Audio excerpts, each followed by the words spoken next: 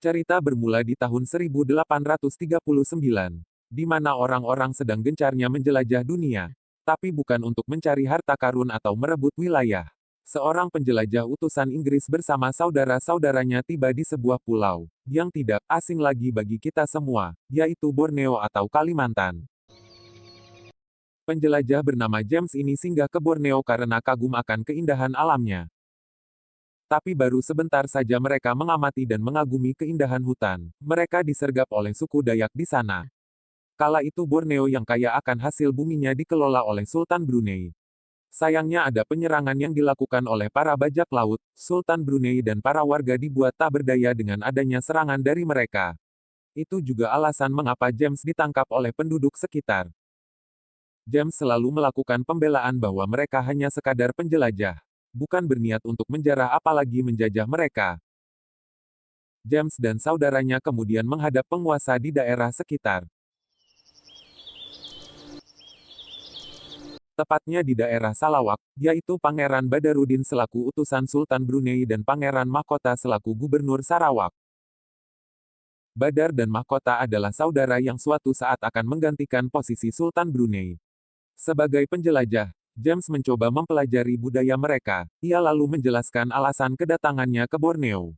Namun pembicaraan mereka harus tertunda dikala azan berkumandang. Selagi menunggu para penguasa menuntaskan ibadah, James bersama kakaknya dan juga keponakannya Charlie berbincang tentang rencana mereka yang akan dilakukan di sini, yaitu untuk menjelajah. Pembicaraan tersebut terdengar oleh Badar dan Mahkota dari balik kain. Setelah percaya bahwa orang Inggris ini tidak membawa masalah, mereka pun dibawa ke desa terdekat. Di sela-sela perjalanan, mereka melihat sebuah perahu kosong. Mahkota kemudian menjelaskan, kalau para bajak laut sering mengacau di Borneo. Sehingga menyebabkan pemberontakan dari berbagai suku. Hutan yang lebat mereka lewati, sampai akhirnya tiba di ujung hutan. Desa ini rupanya sudah menjadi korban banyak laut. Kakaknya James kemudian melihat ada pergerakan dari dalam desa. Sosok itu pun melarikan diri, setelah ia tertangkap. James membawa dirinya sambil kembali ke tempat Badar dan Mahkota menunggu. Tanpa ada kata-kata yang keluar dari dua penguasa ini, mereka melanjutkan perjalanan. Tak perlu waktu lama sampai mereka tiba di tempat tujuan. Kedatangan mereka pun disambut dengan meriah. Bahkan James dibuat terpana oleh salah satu penari yang amat menawan. Sampai ia jatuh dari perahu. Hahaha, lucu cuy. Setelah pesta meriah semalam kemarin berakhir, kehidupan James dimulai dengan baik, sok kenal ataupun dekat. Semuanya James lakukan agar ia bisa diterima. Begitu selesai merapikan diri, James dan saudara-saudaranya kembali bertemu dengan Mahkota. Namun kali ini dalam suasana formal. Demi menjaga hubungan baik antara Inggris dan Brunei, mereka saling bertukar hadiah. James memberikan pistol yang merupakan oleh-oleh khas dari Inggris. Sedangkan Brunei memberikan sebuah kelapa sesuai tradisi mereka. Dari sini James baru menyadari kalau tradisi dan pola pikir orang-orang di sana masih kolot. Beberapa hari sejak pertemuan formal tersebut, James yang sedang berada di kapalnya didatangi Mahkota. Tujuan kedatangannya adalah untuk mengajukan penawaran yang menarik. Ia mengetahui kalau Inggris dan James memiliki kekuatan tempur yang kuat, seperti memiliki meriam dan pistol. Mahkota meminta alat-alat tempat tersebut untuk melawan para pemberontak dan bajak laut. Sebagai imbalannya James akan diberikan sampel-sampel khas dari Borneo. Penawaran itu pun James terima. Pada malam hari, persiapan untuk menyerang para pemberontak dan bajak laut sudah siap, dan akan dilakukan di pinggir sungai. Rekannya James dari negara tetangga juga siap untuk membantu penyerangan ini, yang mana mereka membawa persediaan peralatan, dan surat-surat dari keluarga James di Inggris. Lalu keesokan harinya, setelah persiapan sudah mumpuni, mereka melanjutkan perjalanan untuk menyerbu markas musuh. Namun James menyadari ada hal yang aneh.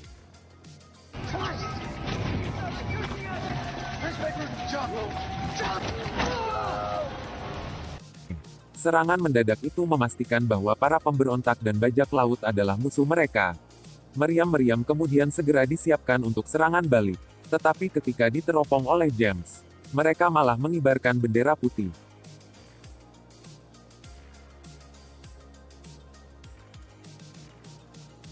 Sayangnya serangan balik tak bisa dihentikan. James meminta mahkota untuk menahan serangan tapi ia tetap bersikeras untuk menyerangnya. Penyerangan pun terus berlanjut. Setibanya di tempat yang mereka serang, mereka disambut oleh kumpulan warga desa yang tak berdaya. Jangankan untuk melakukan pemberontakan, untuk mempertahankan diri saja mereka tak mampu. Penyerangan ini membuat James bertanya-tanya mengenai kebenaran pemberontak dan bajak laut. Bisa saja ini semua hanyalah akal-akalan.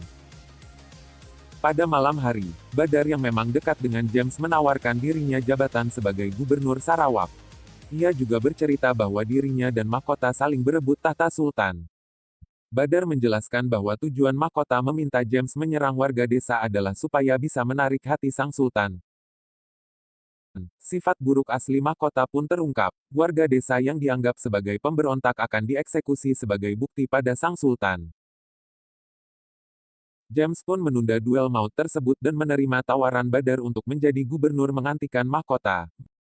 Mahkota yang mendengar hal ini merasa dikhianati oleh Badar.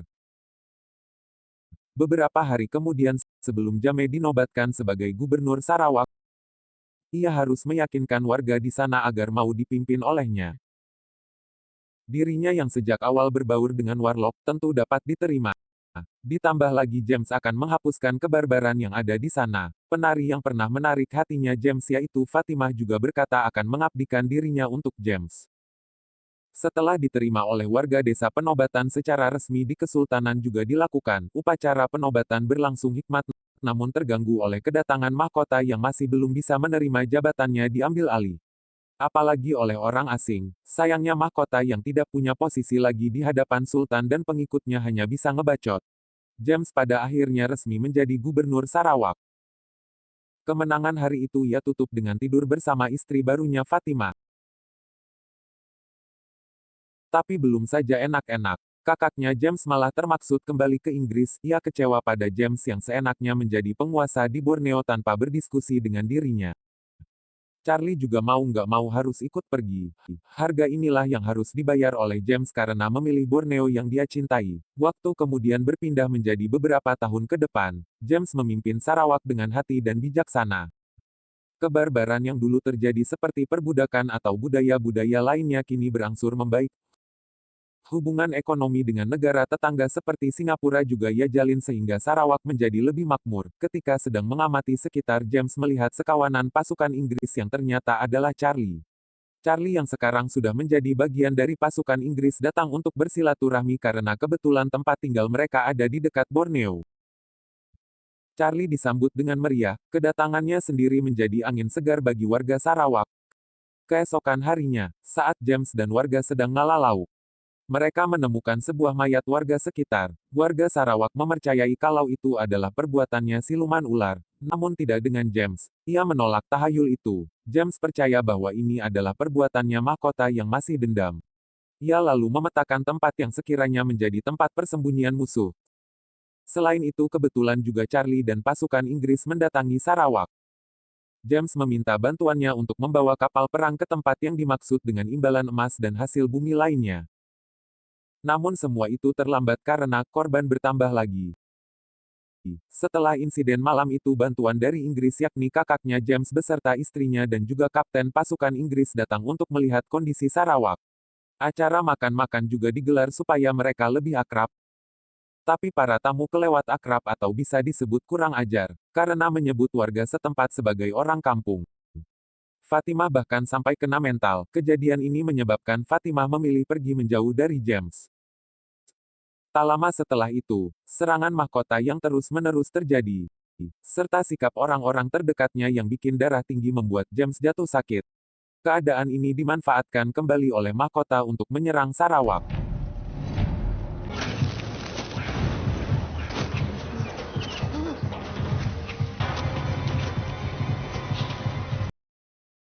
Badar yang selama ini mendukung James menjadi korban. James sendiri masih beruntung, karena selamat dari penyerangan dan Charlie bisa menemukan dirinya. Sayangnya selain Badar, kakaknya James juga menjadi korban.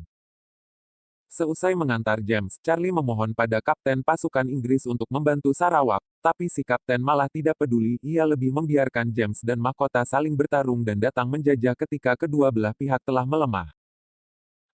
Sikap si kapten dan penyerangan si mahkota ini membuat James sadar, kalau Inggris tidak bisa diharapkan, ia harus berjuang sebagai pemimpin Sarawak. Tekadnya pun semakin bulat ketika Fatimah kembali karena mengkhawatirkannya. Lalu langsung saja pada malam harinya, di tengah sorak-sorak gembira mahkota dan para bawahannya yang mengira telah menang, James beserta pasukan bersiap-siap untuk melakukan serangan. Ia mengendap-endap ke tempat mahkota berada. Meskipun mahkota terus memohon ampun, James dan pasukannya kini tak mengenal lagi kata damai. Malam berdarah telah selesai. Film diakhiri dengan kemenangan James yang disambut oleh warga Sarawak. Tamat. Film ini berkisah nyata, di mana si James seorang keturunan Inggris yang menjadi gubernur Sarawak. Kemudian ia diganti oleh Charlie, hingga Sarawak dijajah Jepang pada Perang Dunia Kedua.